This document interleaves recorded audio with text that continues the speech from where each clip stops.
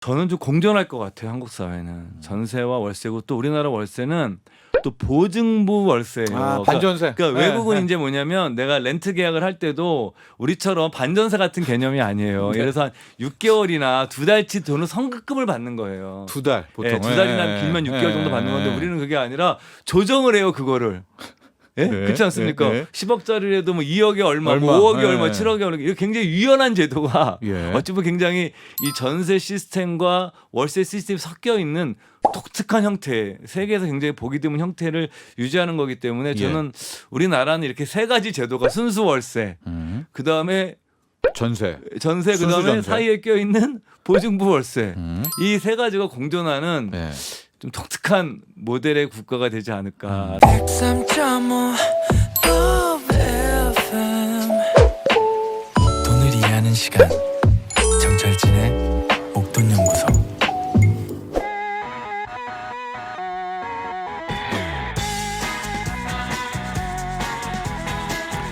투자를 할 때도요. 이런저런 다양한 지식이 많은 도움이 됩니다. 알아두면 언젠가는 쓸데 있는 투자 잡학사전 알쓸투잡 미래에셋 투자와연금센터 이상건 전무와 함께합니다.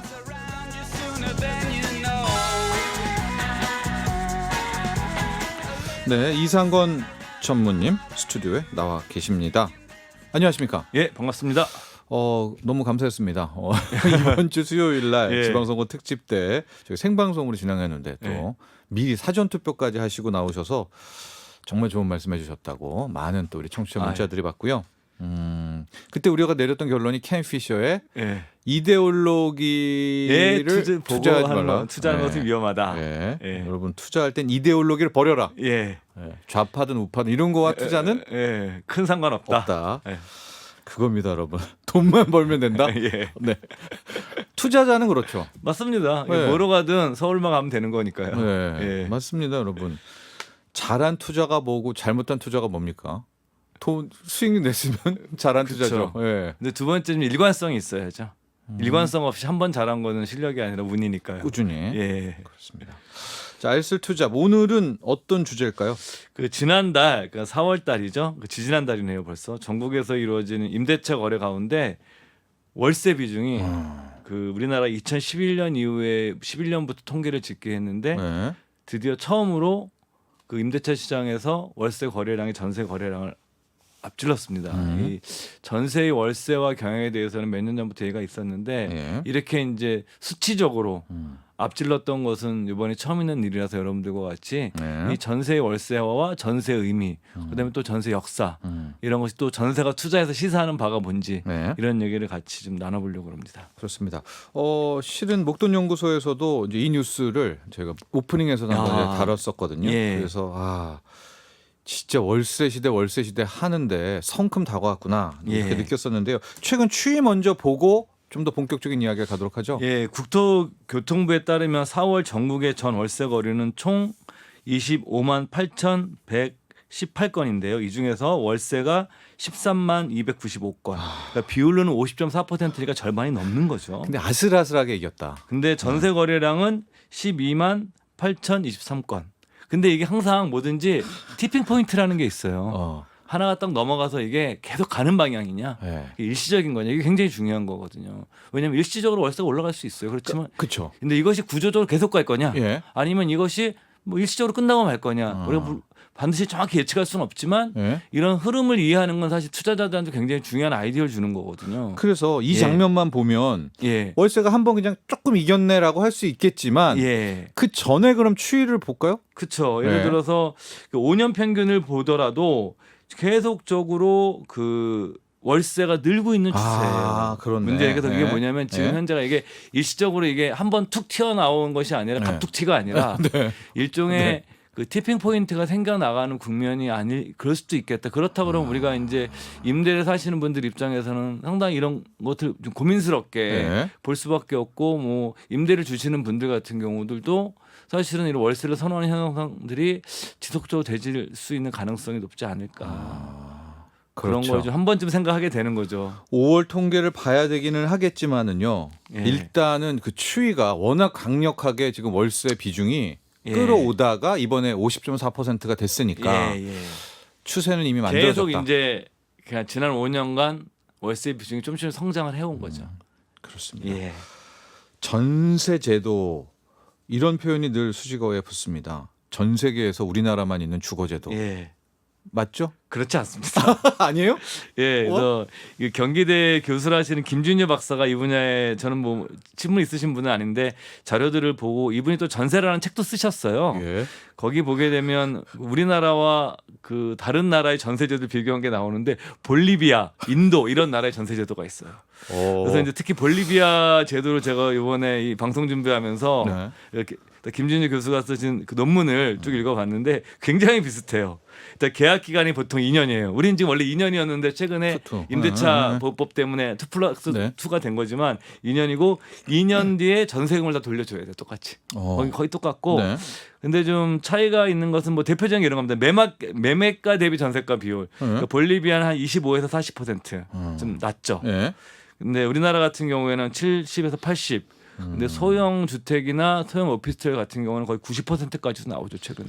볼리비아는 금리가 높나요? 우리나라 당연히 높죠. 야, 그러니까 예, 예, 집값 대비 예, 금리가 높은 나라에서 보통 전세 제도가 좀 나올 확률이 그렇죠. 높습니다. 예. 예. 40%만 받아도 전세가 유지되는. 그래서 이제 앞으로 저도 표현을 바꾸겠습니다.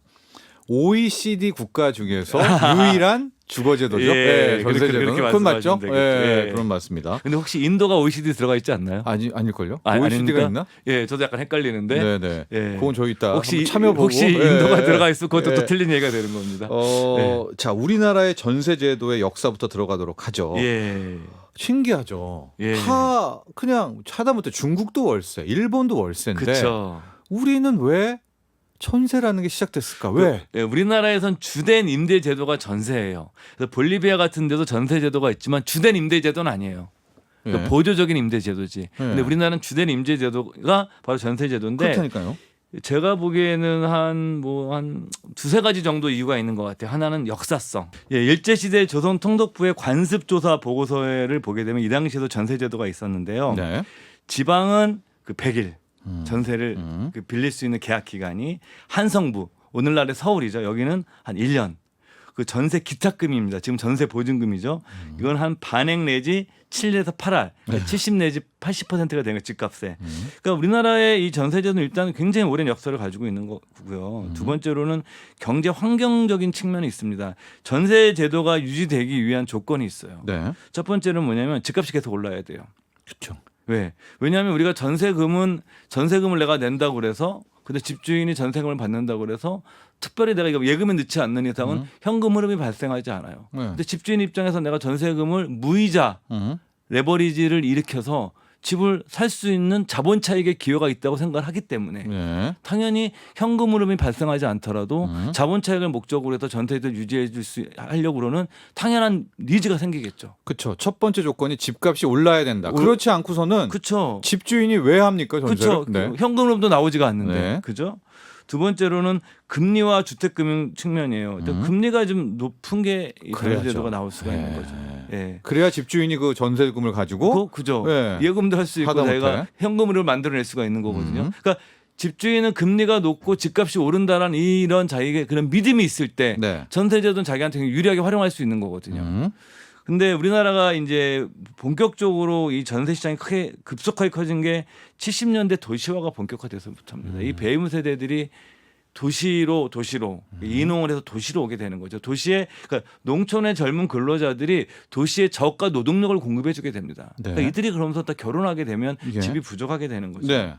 그런데 그러면 이들이 집을 그 당시에 구입을 하려고 그러면 당연히 주택을 자기 돈으로만 살 수 없으니까 주택 금융을 뒷받침 돈을 공급해 줘야 되는데 네. 그 당시 우리나라 경제 정책은 그게 아니었어요. 수출만이 먹고 살 길이다. 네. 그러니까 소위 말해서 국가가 국민들의 저축을 많이 하게 해서 고금리를 통해서 정책을 많이 하게 하는데 저축을 많이 하게 하는 이 돈을 가지고 정부가 소위 말하는 수출 기업들한테 자원 배분을 한 거죠. 그러니까 민간한테 주택 금융을 통해서 돈을 공급해 주지 않았던 그러니까 전세제도 같은 사금융 시스템 이게 원래 제도권 금융이 아니에요. 지금 우리가 이제 전세 반환 보증금 같은 거를 우리가 이제 인정해주지만 법적으로 네. 이건 사적인 계약을 통해서 금융을 하는 건데 이런 과정을 통해서 사람들이 이제 그 전세제도가 정착하게 되는 거거든요. 그렇습니다. 돌아보면 박정희 정부 시절에 박정희 정권 시절에는 고금리 정책, 그러니까 그게 고금리 정책이라보다는 저축 장려 그쵸. 정책이라고도 그래서 표현하는데 그 당시 네. 저축의 날이 있었잖아요. 네. 그래서 그 저축의 날 우리 포스터 대회도 하고 네. 이걸 딱 알아들으면 그분의 연식을 알 수가 있는 네, 거죠. 맞습니다. 그러니까 제 연식은 그 포스터 대회라든가 저축의 날 글짓기 대회 같은 거 저는 상을 못 받아봤지만 그런 거를 했던 세대죠. 그렇죠. 그게 딱 전세와 맞아 떨어진 거예요. 예. 집주인 입장에서는 고금리니까 그쵸. 전세금 받아서 자기가 돈 굴릴 수도 그렇죠. 있고 그렇죠. 또 그게 성장기였기 때문에 대한민국 경제 그쵸. 집값은 올라니까 그렇죠. 네, 그 돈으로 또 뭐 그쵸. 부동산 투자를 또 해도 되고요. 자, 이렇게 대한민국의 전세 제도는 빠르게 정착이 되어 갔습니다. 참고로 앞서 말했던 인도는 OECD에 없기 때문에 OECD 내에서 네. 전세 제도는 대한민국이 유일하다는 유일하다. 말씀 예. 이제 드리고요. 자, 그런데 저도 이런 거 많이 했는데 전세가 좋냐 월세가 좋냐 예. 막 뭐로 가야 되냐 하는데 지금 집주인 입장에서 우리가 얘기했지만은요. 세입자 입장에서도 전세가 좋은 거 아니에요? 세 가지 측면에서 장점이 있는 거예요. 네. 첫 번째 사용 가치 측면. 그러니까 시세보다 싼 가격으로 자기 돈으로 살 수 없는 집을 그대로 이용하는 거예요. 이용하는 다 거죠. 세금 부담도 없이. 네. 그러니까 사용 가치를 극대화시켜낼 수 있는 상황이 되는 거죠. 네. 그러니까 실제로 제 아시는 선배님 이런 생각으로 집을 안 사시는 분이 계신데, 아, 네네. 근데 그분은 먼저 주식을 잘하시기 때문에 상관이 없어요. 네. 두 번째로는 전세금은 저축 기능을 해요. 과거에 우리나라 사람들이 주거 사다리가 정해져 있었어요. 네. 사월세를 살다가 네. 월세를 살고 보증부월세를 살고 전세를 살고 자가해서 내 집 마련 꿈을 이루는 게 네. 많은 분들의 그 집을 마련해가 내 집 마련해 나가는 사다리 같은 코스였었거든요. 네. 그러니까 전세금은 뭐냐면 내가 모아서 열심히 넣으면 그게 내가 저축 기능이 생기는 거예요. 부족한 돈은 좀 내가 뭐 돈 빌려서라도 내가 전세금 넣고 돈을 갚아 나가면 예. 자연스럽게 그게 저축 기능이 있거든요. 그래서 또 하나 그게 예. 주거 사다리지만은요. 예. 계층 사다리이기도 합니다. 그렇죠. 계층 역전이 됐죠. 그렇죠. 전세 때문에. 그렇죠. 예, 맞습니다. 예. 그러니까 사용 가치 측면과 전세금이 갖고 있는 강제 저축 기능. 예. 그다음에 세 번째로는 뭐냐면 현재들 보더라도 전세를 사는 것이 우리나라 같은 경우 월세보다 훨씬 싸거든요. 지금은 좀 아니에요. 지금은 약간 전세담보 대출 네, 이자율이 올라서 이제 그렇지. 올라서 그런데 예, 그 전까지는 대체로 네. 그 전세를 사는 것이 월세를 사는 것보다는 저 비용이기 때문에 실제로 많은 분들이 여전히 아직보다도 능력만 되시면 네. 그 전세를 더 선호하는 것이죠. 저도 전세를 찬성하는 쪽이거든요. 예. 이런 토론회를 가면 왜냐하면 이 전세가 있어야 계층 역전이 됩니다. 이 월세 내면 그냥 그 못 모으죠 돈을. 저도 그 입장인데 그래서 전에 그 모 정치인이 네. 전세는 낙후된 제도고 네. 그분은 이제 월세가 선진화 제도니까 네. 그 월세로 가는다 그러면서 이제 뭐 물론 이제 정책을 그 정부 정책을 두둔하려고 하신 말씀이겠지만 굉장히 화가 났었어요. 네. 저는 네. 당신이 만약에 월세를 사는 사람이면 그런 얘기를 하겠냐 그랬더니 또 그분이 자기가 월세를 낸다고 그랬는데 결국은 그게 보니까 자기 집은 있고 예, 지방에 이제 월세를 내셨던 분이더라고요. 네네. 또 하나 지적이 전세 때문에 집값이 오른 것이다. 네. 예, 이게 부동산 투기를 만든 게 전세기 때문에 전세 없애고 글로벌 표준이 월세로 가야 된다. 근데 그건 사실은 그 예를 들어서 전세금이 집값을 올라갈 때 네. 집값을 더 상승시키는 가속 페달 역할을 하는 건 맞아요. 네. 만약에 내가 지금 그 집을 딱 사는데 돈이 없어. 네. 근데 내가 전세 끼고 사게 되면 뭐 10억짜리 집을 전세 7억 주고 3억이면 사니까 7억은 내가 무이자 대출이거든요. 그냥 레버리지. 그러니까 레버리지 근데 보통 레버리지는 코스트가 발생해요. 네. 비용이 발생하는데 전세는 비용이 없는 거예요. 그러니까 이 세상에서 가장 완벽한 레버리지란 말이죠. 네. 그러니까 당연히 투자자 입장에서는 집값이 오를 때 그렇게 해서 내가 가수요를 붙이기는 그런 단점이 있는 건 분명한 사실이에요. 그런 지적도 맞다. 네, 맞죠. 네. 그러니까 어떤 제도든지 저는 뭐냐면요. 네. 오로지 다 맞고 다 선하고 네. 다 악도 없고 장점만 있고 이런 건 없어요. 네. 자, 그런데 중요한 거는요. 지금 우리 앞서 통계에서도 봤지만 예. 지금 월세가 전세를 추월하고 있고 이런 속도라면 또 요즘에 MZ 세대들 제가 후배들을 봐도 이제 월세에 상당히 좀 익숙해져 가고 그쵸, 있단 말입니다. 그쵸. 예. 그렇게 되면 이제 OECD 국가 중에서 유일한 주거제도인 전세 우리나라만에 점점 약해지고 사라지게 되나요? 약화되고? 저는 좀 공존할 것 같아요. 한국 사회는 전세와 월세고 또 우리나라 월세는 또 보증부 월세예요. 아, 반전세. 그러니까 네, 외국은 네. 이제 뭐냐면 내가 렌트 계약을 할 때도 우리처럼 반전세 같은 개념이 아니에요. 네. 그래서 한 6개월이나 2달치 돈을 선급금을 받는 거예요. 2달 보통. 예, 2달이나 길면 6개월 정도 받는 건데 우리는 그게 아니라 조정을 해요, 그거를. 예? 네, 그렇지 않습니까? 네, 네. 10억짜리라도 뭐 2억에 얼마, 얼마, 뭐 5억에 네. 얼마, 7억에 얼마. 이거 굉장히 유연한 제도가 예. 어찌 보면 굉장히 이 전세 시스템과 월세 시스템이 섞여 있는 독특한 형태, 세계에서 굉장히 보기 드문 형태를 유지하는 거기 때문에 저는 우리나라는 이렇게 세 가지 제도가 순수 월세, 그다음에 전세. 전세, 순수 그다음에 전세. 사이에 껴 있는 보증부 월세. 음. 이 세 가지가 공존하는 네. 좀 독특한 모델의 국가가 되지 않을까라고 저는 생각을 하고 있습니다. 당분간 반월세, 반전세 형태로 근심 좀 전환한다. 많아지겠죠. 점점. 또 하나의 이제 주장이 지금 전세가 사라지지 않을 거라고 펼치는 하고 월세를 못 간다는 쪽이 일단 만약 미국처럼 뭐 중국처럼 일본처럼 월세로 가려면 기존의 전세금을 한 번 내줘야 되는데 감당이 안 되죠. 집주인이 그 내줄 아니, 집주인이 감당이 안 되죠. 네. 네. 집주인도 감당이 안 되고 네. 너무 많이 올라서 네. 세입자들도 그 많은 돈을 만약 월세로 전환하게 되면 여러분들 지금 서울지의 지금 평균 월세가요 네. 125만 원이에요.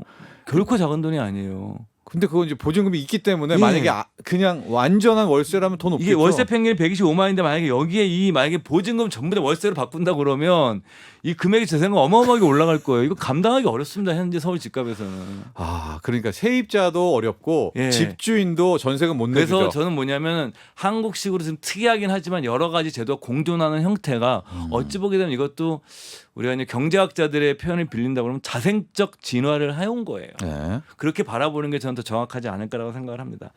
그런데 이제 저는 계속 이렇게 월세화되는 경향이 당연히 서민들의 입장에서는 네. 부담이 전세보다는 높아지죠. 음. 그건 분명한 사실이고요. 네, 그렇습니다.